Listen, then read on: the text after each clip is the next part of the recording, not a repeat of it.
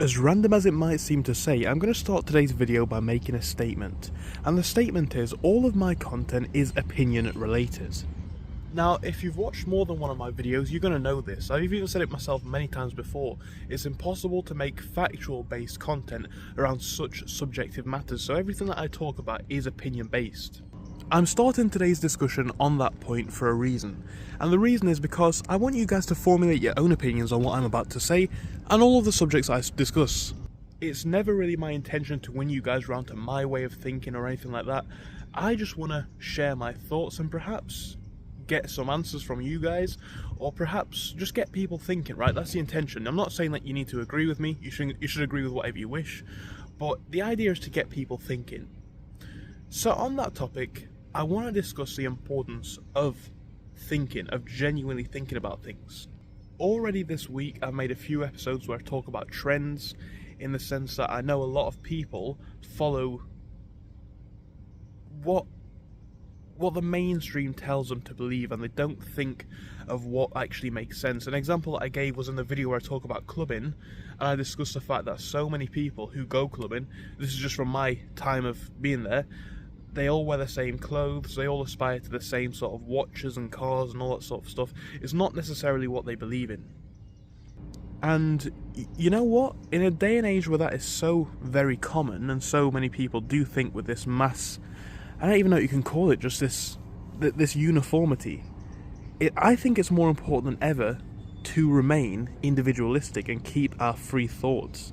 I'm not necessarily saying that certain forces in the market right now are out to manipulate us knowingly or willingly, but what I am saying is that we have a lot of factors in the market and in the modern day that can genuinely influence the way that we think, and a lot of the things that we do think, and we think authentically, how much of that is influenced by what we see online? Naturally, in the hopes of making authentic style videos, I want to talk about issues that I see. And one that I see in the market, especially at the minute, and this is in terms of social media content, one that's very common, is all of this sort of, I don't know, masculinity content.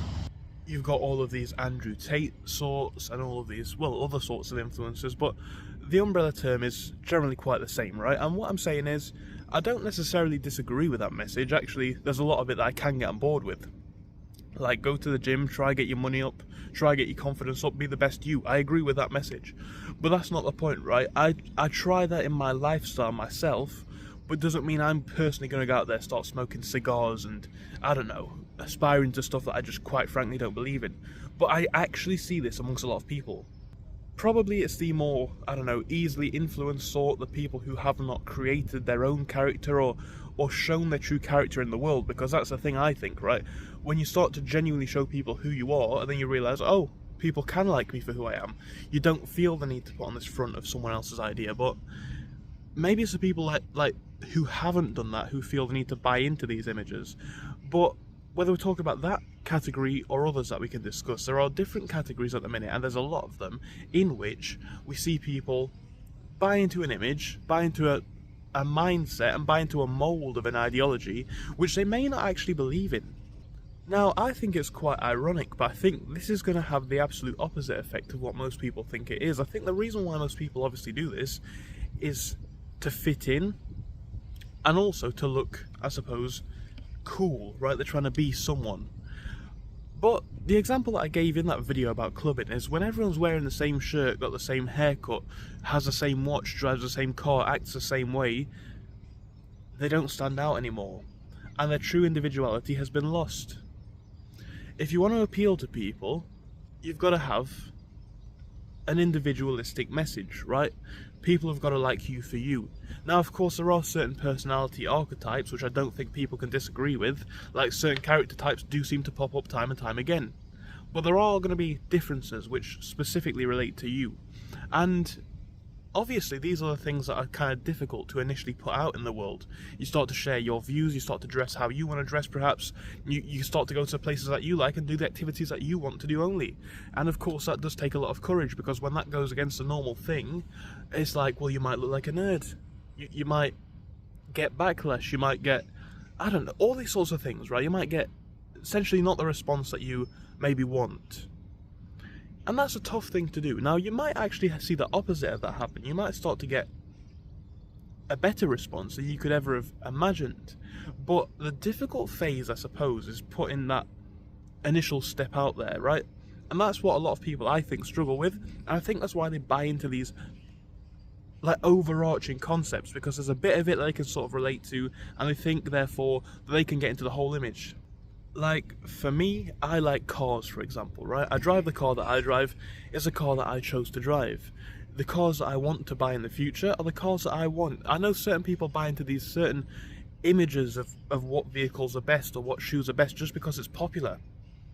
And like I say, that is cool to an extent, and if you want the immediate approval of your peers, it might have the effect. But then people realise you're just a template and a shell of what the character that you're playing is, right? You're not even the real version.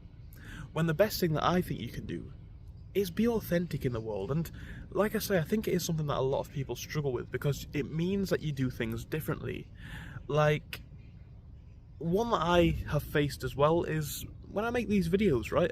I share my opinions, I actually make the videos full stop, and fortunately now, after I don't know, maybe 6 or maybe even more months of making different sorts of videos, we are starting to finally get a little bit of traction, which is great. But now you start to get the traction, people buy into your image, right? But if I was just another if I was just another channel pumping out generic, I don't know, shorts of different influencers, well, what separates me from all of the rest of the channels on YouTube, and what would make you watch this right now, right? There'd be nothing for you to watch. There'd be no reason for you to exclusively view this. You know, whether it's good or bad, designs, people, fashion, whatever, the people who stand out, the things that stand out, are the more elaborate things, I guess. The things that basically draw attention to themselves and in a realistic way. Now, a lot of people do this in a fake way and in a way that doesn't actually match who they are. And what the right way to do this in is different depending on who you are, which is why I say it's a subjective topic. But what I think is an objective topic is the necessity to be true to yourself. Now, bringing that back to the thought of free thought.